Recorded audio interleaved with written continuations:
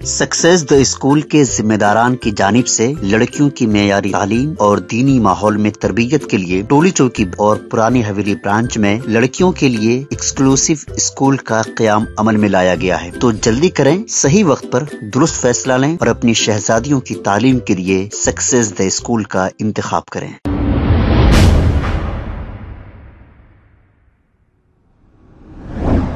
अस्सलाम वालेकुम नाजरीन, 7H न्यूज सच को रखे आपके आगे।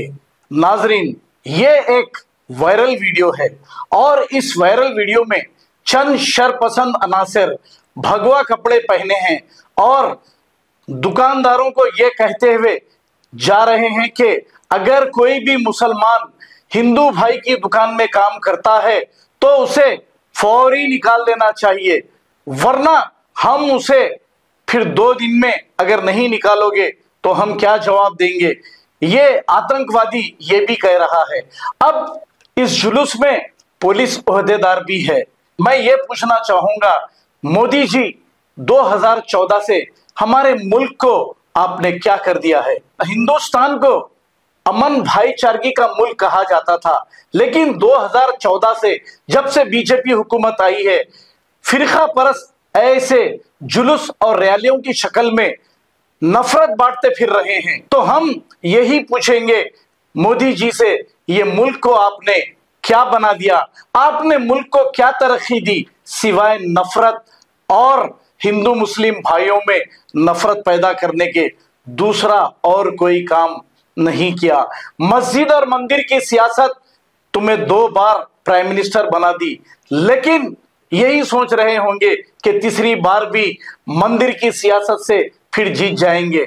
चलो, अगर जीतते हैं तो हमें क्या लेना देना है, लेकिन फैसला तो अवाम के हाथ है। जो सेकुलर भाई हैं, जो हिंदू मुसलमान मिलजुल कर रहते थे और रहते हैं, ऐसे लोग तो ऐसे चीजों को पसंद नहीं करेंगे। आइए देखते हैं ये रिपोर्ट।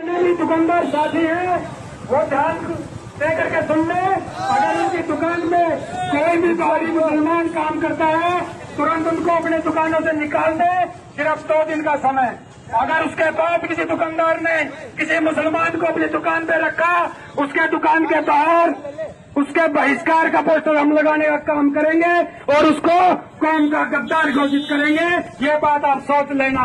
जितने भी दुकानदार साथी हैं अपनी दुकानों से मुसलमान कर्मचारियों को निकाल दे। अगर उन्होंने नहीं निकाला तो उनको कौम का गद्दार घोषित करके उनके दुकानों के बाहर पोस्टर लगाने का काम हम करेंगे। जय श्री राम, जय श्री राम, जय श्री राम, जय श्री राम, जय श्री राम, जय श्री राम, जय श्री राम, जय श्री राम, वंदे मातरम, वंदे मातरम, भारत माता की जय। मेरे साथियों, नूह में हुई घटना, ये मत सोचो कि हमारे से 100 किलोमीटर दूर है। हरियाणा हमारा घर है, हमारे घर की घटना है। आप एक बात ध्यान रखो, हरियाणा के अंदर कितने जिले हैं?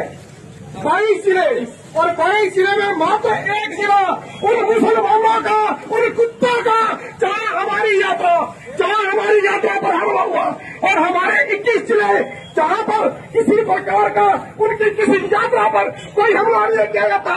मैं कहता हूँ, हिंदू क्षत्रिय है और क्षत्रिय की इज्जत पर और क्षत्रिय की धर्म पर जब हमला हुआ है, जब हमला हुआ है, क्षत्रियों ने हथियार उठाए।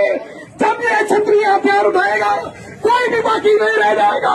मुल्ले काटे जाएंगे, राम राम चिल्लाएंगे, मुल्ले काटे जाएंगे, राम राम चिल्लाएंगे। जय श्री राम, जय श्री राम, जय श्री राम, जय श्री राम। प्रशासन को चेतावनी है, अगर इंसाफ नहीं मिला और हमारे हुए शहीद भाइयों के जो वहां शहीद हुए उनके परिवारों को सहयोग नहीं मिला और किसी प्रकार का वहां में इंसाफ नहीं मिला तो इसका जिम्मेवार खुद प्रशासन होगा। जय श्री राम, जय श्री राम, जय श्री राम।